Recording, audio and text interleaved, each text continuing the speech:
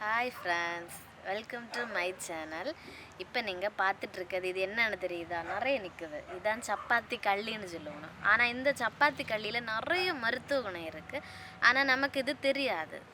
இது சப்பாத்தி கல்லி தானே, நம்ம அசால்ட்டை விடுவோம். மெயினாக இதை நம்ம அசால்ட்டை விட காரணம் என்னென்னா, இதில் நிறைய முள் இருக்குது. முள் கையில் குத்தம், அதனால நம்ம இதை அசால்ட்டை விடும். ஏன்னா நான் இதை எடுக்க வந்தாக்கிலே எனக்கு கையில் நிறைய முள் இப்போலாம் குத்தி இருக்குது. ஆனால் இதில் வந்து இருக்க குணக்கத்தர் இப்போ நம்ம பார்ப்போம் பாருங்க.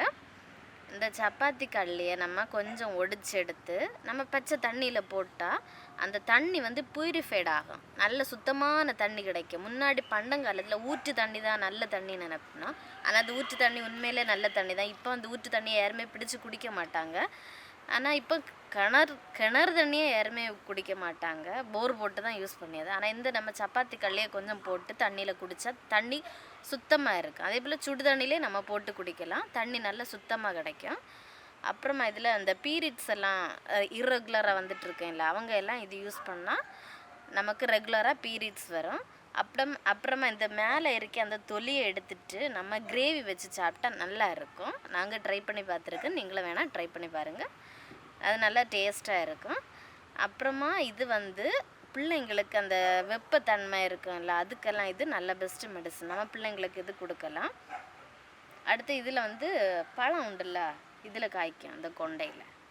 இந்த பழத்தில் நமக்கு செல்லவே வேண்டாம். என்ன, இந்த கொண்டையில் தான் பழம் வரும். இந்த பழத்தில் நமக்கு நிறைய மருத்துவ குணம் இருக்குது. இந்த பழத்தில் இது இன்றைக்கி இதில் பழம் இல்லை, ஃபுல்லாகவே இந்த இது தான் கிடச்சி. இது சீசனுக்கு தான் பழம் காய்க்கும். நான் சின்ன வயசில் சாப்பிட்ருக்கு, ஆனால் இப்போ கிடைக்கல. இனி பார்ப்பேன். அடிக்கடி கிடச்சா நான் உங்களை அடுத்த வீடியோவில் போடுவேன். இந்த பழம் வந்து நம்ம சாப்பிட்டா அது ரத்த கலராக இருக்குது. நம்ம வா ஃபுல்லாக அப்படி ரெட் கலராக இருக்குது. அந்த பழத்துக்குள்ளே ஒரு முள் இருக்கும். நம்ம அந்த பிச்சு சாப்பிடும்போது அதை வந்து பார்த்து தான் சாப்பிடணும். உள்ளாடி ஸ்டார் ஷேப்பில் ஒரு முள் இருக்குது. அது நம்ம தொண்டைக்குள்ளே போனால் கஷ்டம். அதனால் நீங்கள் அந்த பழத்தை சாப்பிட்டா அந்த மாதிரி பார்த்து சாப்பிடுங்க, அந்த பழம் கிடச்சுன்னா. ஆனால் இந்த இலை உங்களுக்கு எப்படி இருக்குன்னு தெரியுதா? இது ரொம்ப ஃபேமஸ். இப்போ நமக்கு எல்லா கடையிலும் கிடைக்கும். என்னென்னு தெரியுமா? Dragon fruit. இதுலேருந்து தான் ஹைப்ரிட் எடுத்து அந்த ட்ராகன் ஃப்ரூட்டு வந்தது.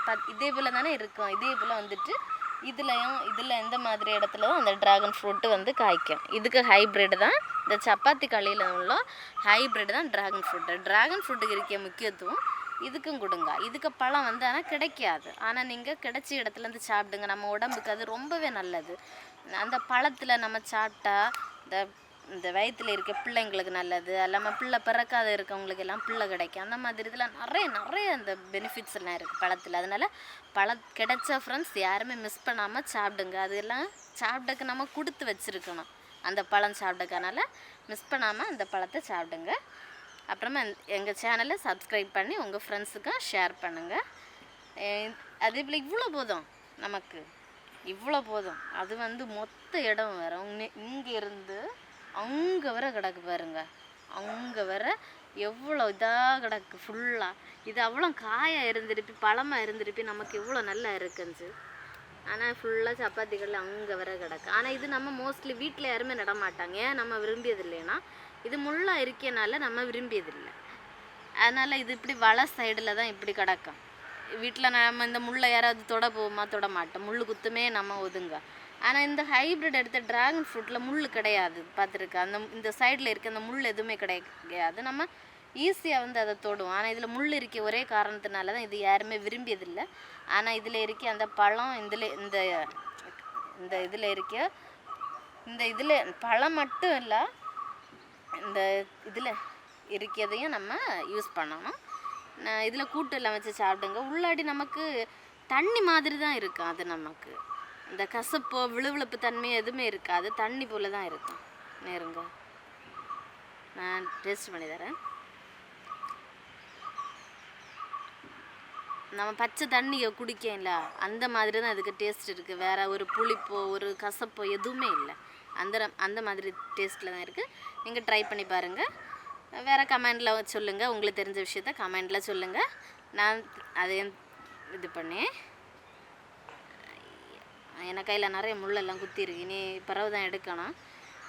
இந்த இது வரட்டு வந்த பிறகு நான் அது எப்படி உங்களை வருது அந்த இதுலேருந்து இந்த கொண்டையிலேருந்து எப்படி அந்த வருதுன்னு எல்லாம் உங்களை காமிக்கேன். நான் இதை டெய்லி வந்து வாட்ச் பண்ணி நான் இதுலேருந்து தான் வரேன்னு நினைக்கிறேன். இருங்க, இது வந்து கொஞ்சம் வித்தியாசமாக அந்த இலை வருதில்ல, இதுலேருந்து தான் அந்த இது வரும்.